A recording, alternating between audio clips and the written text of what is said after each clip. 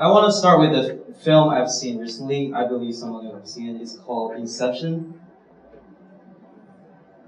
As you can see on the poster, the dream is real. It's one of the themes of the film. And one of the things that attracts me so much is that it touches a subject I'm so interested in, which is the potential of our mind to understand the boundary between reality and make-believe. As I was watching throughout the first 10 minutes, I was like, don't touch that subject, because sometimes we seriously cannot distinguish which part of our life is real and which part is not. Because the world that we're living in is full of symbols, and sometimes our mind can work so fast to symbolize all of this and we won't notice. And the world will be, and the world that we're living in is full of masks, is full of symbols, full of signs, and our mind can symbolize so quickly. This is Marilyn Manson. He's an American rock singer, and this is how he looks on stage, and this is how he looks on in television, in public generally. But this is the real him, I suppose.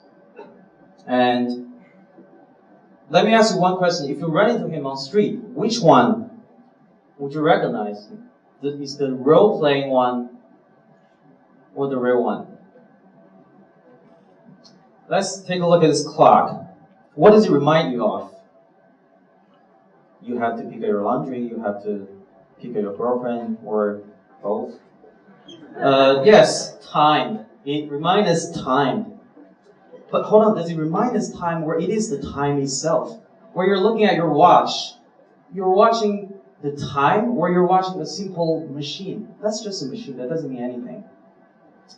What about this? Newspaper. What does it remind you of? Events that happen every day around the globe. Some pig have just given birth to 50 little pigs in Venezuela or something like that. Yes, reality, events. This is when you're reading the newspaper, you see all the events that happens around the globe. But hold on a sec, are you reading the events, or are you reading simply just a piece of paper? Confused, huh? What about this? The ATM machine. We go there constantly to check our bank balance, and when we see the number on the screen, what does it remind you of? You have like 2 or 3 coins left in your bank balance, or this is just the money that you own. But it's not. It's just a machine. It's numbers. It's techniques. So this is what I'm going to say. All of this thinking that remind us that our world is full of symbols, and sometimes that something we take to make believe are the most deeply serious things. And I'm asking why. Are we just living or simply playing a game? Playing is actually one of our natures. We play all the time. We play constantly. Children play. Adults play. Animals play. We play games. We play roles. We play sports. We play fights. We play invention. And we play with our lovers. We play with our kids. With our pets. With our toys. With the pen. With the toothbrush. With the hair. With our ears. With the walls. With the forks. And with the dreams. And we play with our conscience. We're playing constantly in, with, of, and for everything. Yet our kids are discouraged to play by their parents, by their society, and by the schools. And I'm asking why. Clearly, in this country, the kids are the most limited group of people who play. And that's not good.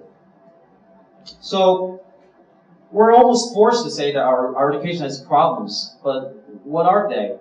What are those questions? I want to say not just because the massive market, the competitive environment, or low-paid teachers, but also it's because the essence, the foundation of our education that creates problems. I want to say that all what I can see from our education is we produce those facts. We produce those bags, those heavy, obsessive bags, and we're proud of them because they can suppress so many things. But where's this one? Where's a human being? We don't produce that? Probably not. No creativity, no diversity, no humanity. Even in the art school, even in the school where you think you can be even a little bit more creative. When I was in Academy of Drama, we studied playwriting. And we write plays. We're told to write plays in just one genre. And if I tend to write something more stylish, I was told by my teacher that I'm not going to be able to make it over 60,000 Chinese characters. This is the way we measure our education. This is the way we measure our art. And of course, it's completely wrong. However, we have forgotten how humans and animals play to learn. We have forgotten how humans and animals participate in play to learn. We play constantly to learn. If I don't know how to use this pair of glasses, I put it on and off constantly. I play it in order to learn. And we play to get knowledge. So what do? Of course, we're talking in theory, and what do we do for our education? I believe that there's one element that is missing in our education, and that element is supposed to have a similar function as play, but more visible, more practical, and more systematic. I immediately thought about theater. The core and foundation of theater is play. When humans and animals play, they show off themselves to impress their playmates as well as the viewers. Same with theater. When we're doing theater, we play, we act, we play games, we play roles, we write a play in order to play in front of the audience. The whole system is the same. However, the notion here is a little bit different because I want to mention this. The notion of the theater here is not an art form.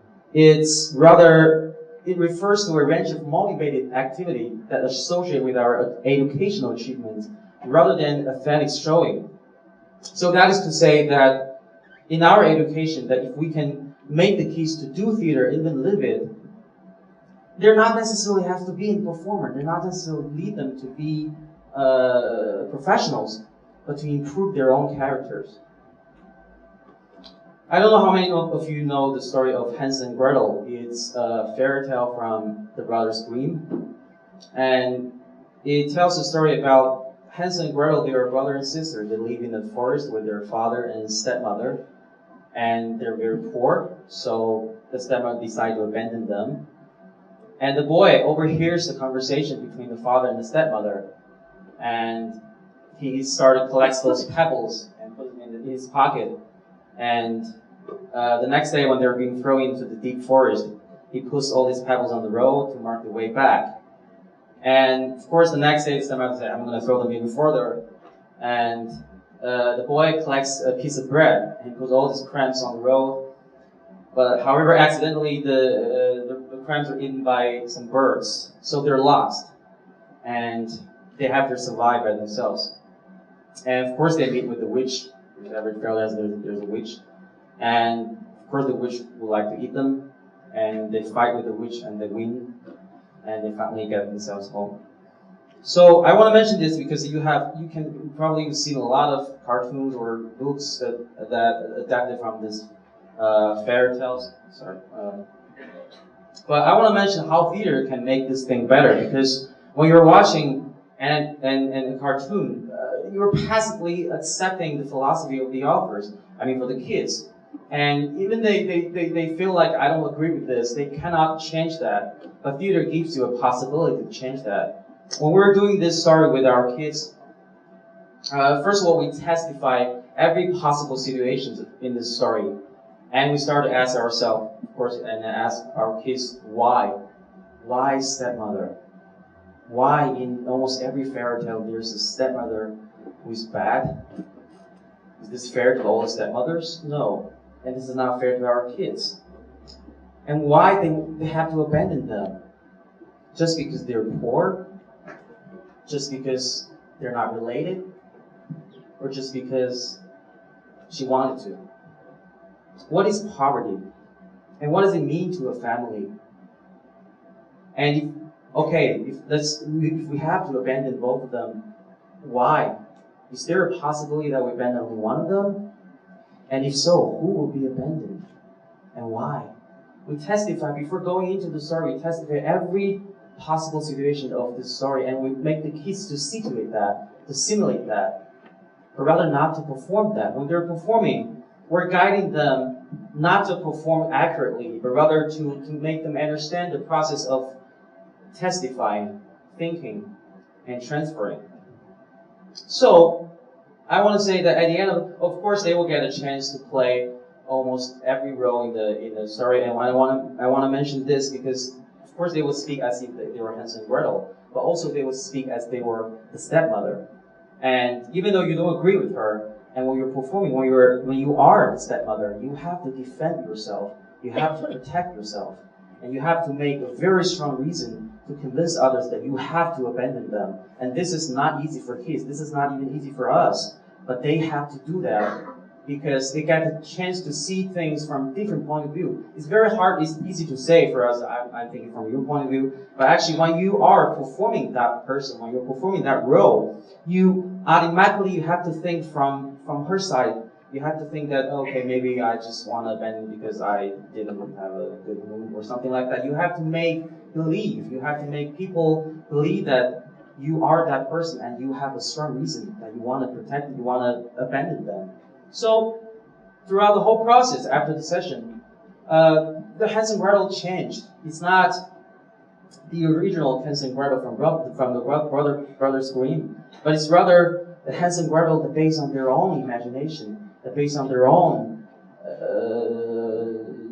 experiences. And this is the way that we treat kids in theater.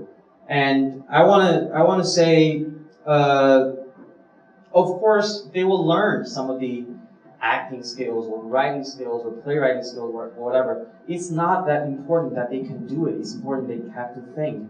They have to change, and they have to have a way of thinking to change everything in the story. And they don't belong to the story. The story belongs to them. So, of course, in this story, we want to testify the complexity of human being, or poverty, or sense of losing someone, or choices. And as you can see, these are not aesthetic points. These are educational achievements that we want kids to gain. So, when it's performed, of course, it might not look good when it's performed, but let's see how many things that you can learn from the process. What is this?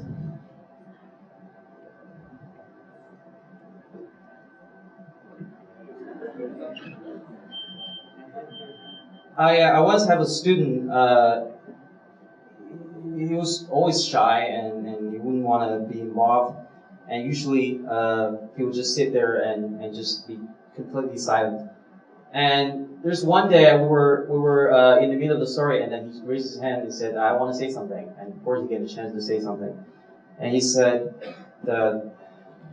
"I just hate this. I just completely hate everything. And I don't like you. You're stupid. You're a jealous. You play woman. And I don't like the rest of the class. I won't come." And as he's speaking, as you can see, probably he creates a scene that where he's doing a speech and the rest of them is listening. Whatever what he said is not important, because the next day, the next time, he has to play a role. Of course, the role that he plays is also the one who like to complain a lot. But as you can see, he gained a lot of confidence throughout the whole activity.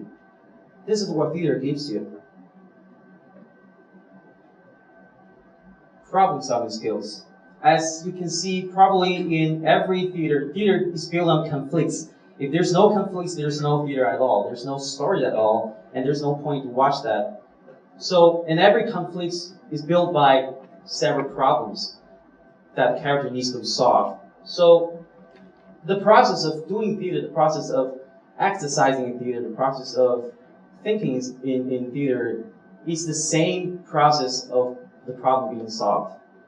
So what I want to say is that if you try to think through the characters. They are facing a problem, and you don't necessarily have to know the end of that story, but you have to know the how you do.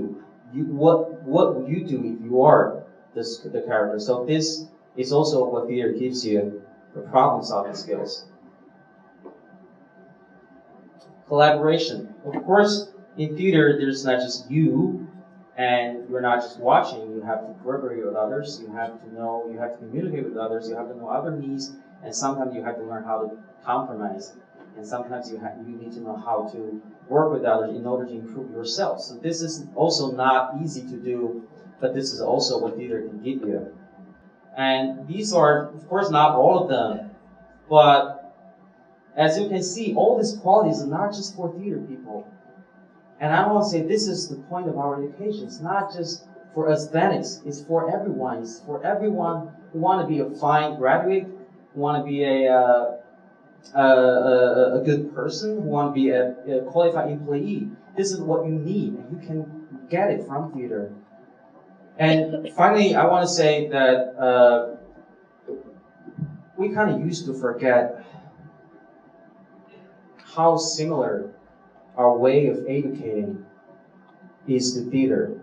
Because when we were all kids, we were told constantly by our fathers, by our mothers, that you have to behave, you have to sit up, you have to be quiet, and you have to act like you're adults. But we were not. We were kids. We were supposed to run. We were supposed to fall down. We were supposed to be making a lot of mistakes. But we're asked to copy our adults, to copy everyone, to imitate their moves, to imitate how they speak, to imitate how they look, to imitate how they move. And we used to forget that how come all these things don't exist in our education, in our regular schools. There's no way to play, there's no way to do theater, and there's no way to understand how necessary that we need them. So I hope that this is not new. What I'm saying today is not new. I want to say that it's in our nature, and we have to completely change our mind of our education, because if it's in our nature, we don't have to learn that, right? Isn't this always what you have to say, that you don't play, just learn? This is what all Chinese parents will say. Don't play, just learn. But if it's in my nature, how come I want to learn that? I don't need to learn that. I just need a space to explore that. I just need the space to feel that I can do it. And that's what theater can do. Thank you very much.